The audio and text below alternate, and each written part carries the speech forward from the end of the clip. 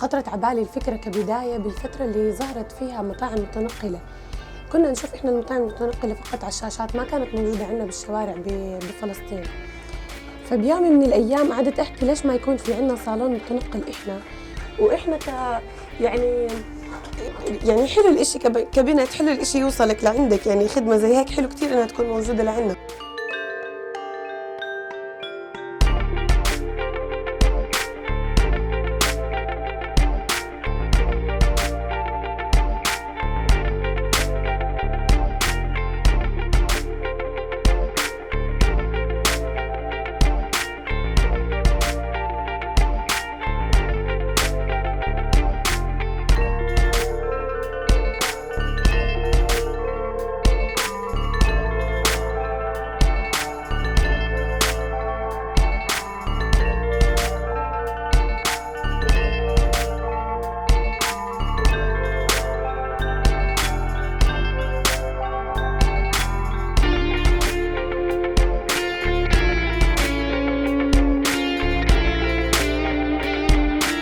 غالبية الحجوزات والطلب على خدمة الصالون المتنقل هي جاي من الناس اللي برا نابلس، اللي مش قادرين يوصلوا لصالون ياسمين وياخدوا الخدمة من صالون ياسمين اللي هم حابينها، مثل ميك اب وشعر.